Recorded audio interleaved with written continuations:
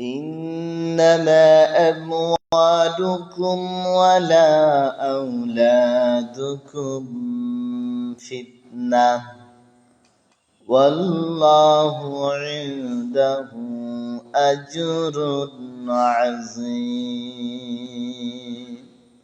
রব্বুল আলামিন বলেন إنما أموالكم ولا أولادكم فتنة إنما أموالكم وأولادكم فتنة তোমাদের সম্পদ ও সন্তানাদি তো তোমাদের জন্য কেবলমাত্র পরীক্ষা স্বরূপ। সন্তান এবং সন্তানাদি তোমাদের পরীক্ষার বস্তু রূপে আমি আল্লাহ তোমাদেরকে দিয়েছি। ওয়াল্লাহু ইনদাহু আজরুন আযীম। আল্লাহর কাছে রয়েছে তোমাদের জন্য মহা পুরস্কার। যারা সন্তান এবং সন্তানাদির ফিতনায় যারা পড়বে না, ক্রান্ত যারা হবে না, সম্পদ এবং সন্তানাদির ভিতরে যারা ডুবে থাকবে না, যারা আল্লাহকে ভুলে যাবে না, সন্তান এবং সম্পদের মোহে পড়ে, তাদের জন্য রব্বুল আলামিন বলেন ওয়াল্লাহু ইনদাহু আজরুন আযীম। সেই সকল ব্যক্তিদের জন্য রয়েছে আল্লাহ তাআলার কাছে মহা পুরস্কার। রব্বুল আলামিন আরো বলেন ফাত্তাকুল্লাহা মাসতাতা'তুম ওয়াসমা'উ ওয়া আতি'উ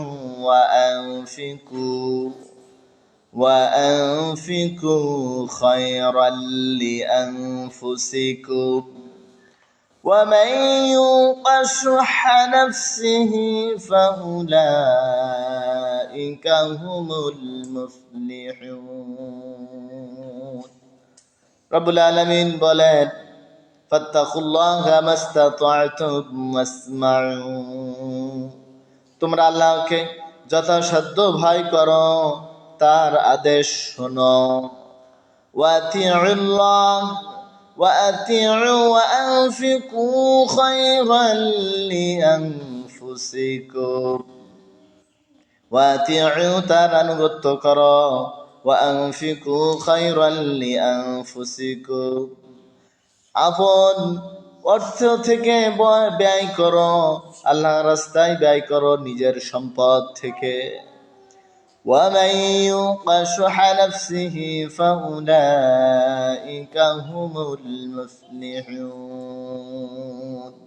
এটা তোমাদের জন্য কল্যাণকর, যারা কার্পণ্য হতে মুক্ত তারাই সফলকার।